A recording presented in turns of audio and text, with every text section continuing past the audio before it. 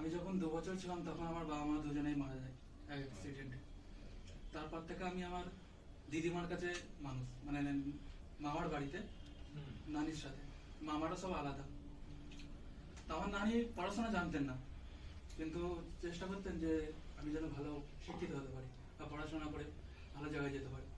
নানি এতটাই অশিক্ষিত ছিল যে নানি সবসময় এটাই বলতো যে হয় তোমাকে মাস্টার, ডাক্তার, ইঞ্জিনিয়ার, তিনটার মধ্যে হতে হবে। তো আমার বাড়ির অবস্থা এরকমই ছিল। আমি যখন ছোটবেলায় পড়াশোনা করতে যেতাম, আমাদের গ্রামের প্রাইভেট কেউ নিত না আমাকে, কারণ কি আমার দিদিমা ঠিক করে মাইনে দিতে পারবে না হয়তো, এই ভেবে। আমি ক্লাস 6 পর্যন্ত পড়াশোনা করেছি কোনো প্রাইভেট ছাড়াই, নিজে থেকে পড়াশোনা করতাম। তারপরে আমি আলামিন মিশনে পরীক্ষা দিই, তো ওখানে চান্স পাই।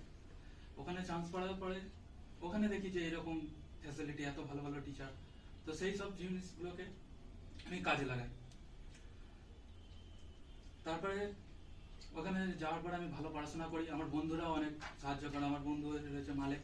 ছোটবেলায় আমি খুবই খারাপ পড়াশোনা করতাম, অঙ্ক একদমই করতে পারতাম না। মিশনে অ্যাডমিশন টেস্ট হয়েছিল, আমি অঙ্কতে 0 পেয়েছিলাম, কিন্তু আল্লাহর রহমতে আমি মাধ্যমিক অঙ্কে 100 পেয়েছিলাম। তার বড় বন্ধুদের আমার বন্ধু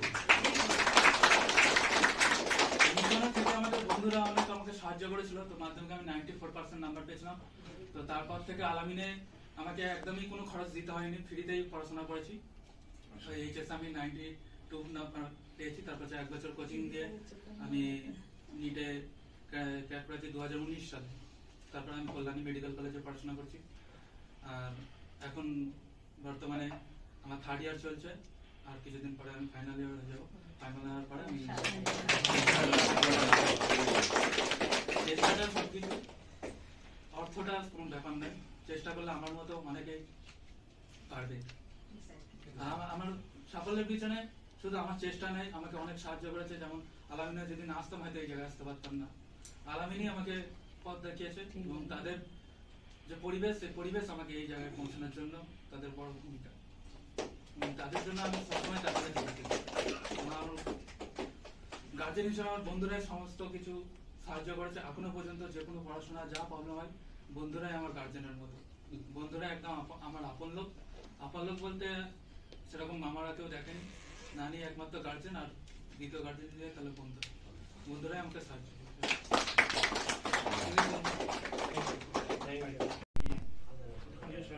থানাতে আমার আব্বা একজন অটো চালক। ক্লাস 4 পর্যন্ত আব্বু, আমি কায়দা টিউশন পড়িনি, আমার আব্বুই পড়াতো আমাকে। আব্বু মাধ্যমিক 2-3 বার ফেল করেছিল, তারপর আর দেয়নি। কিন্তু গ্রামে আমি অনেক দেখেছি, অনেক আরো এডুকেটেড ফ্যামিলি বা অনেক ফিনান্সিয়াল এস্টাবলিশ ফ্যামিলি হয়েছে। বাট আমার আব্বুর একটা মানে ডেডিকেশন কাজের প্রতি, যে ছেলে মেয়েদেরকে আমার কষ্ট হয় হোক, কিন্তু ওদেরকে শিক্ষিত করবো আমি। তো সেই থেকে আব্বু দিন রাত কষ্ট করেছে, সকাল ভোরে উঠে গিয়েছে, সন্ধ্যার মধ্যে বাড়ি এসে পড়াশোনা করিয়েছে, সকালে পড়াশোনা করিয়েছে। তো তারপর আমি ভর্তি হই আলামিন ফাউন্ডেশন, আমার বাড়ির কাছে, ওটা দক্ষিণ বারাসাতের কাছে। তো ওখানে প্রায় ফি একটা 500 টাকা মাসে ওখানে পড়েছি 2 বছর। তারপর আমি আলামিনে আসি। তো আলামিনে পরিবেশ যথেষ্ট ভালো। তো আমার একটা মানে জীবনে একটা খুব ভালো ডিসিশন ছিল যে আমি ক্লাস 6 থেকে 7 এ আলামিন মুভ করি। একটা জনমনে হয়েছিলাম যে আমি এখানে থাকবো না, ওখানে যাব। তো আমি একটা ভোরেই সিদ্ধান্ত নিই যে আমি আলামিনে যাব। তো ভোরেই ব্যাগপত্র গুটিয়ে চলে আসি।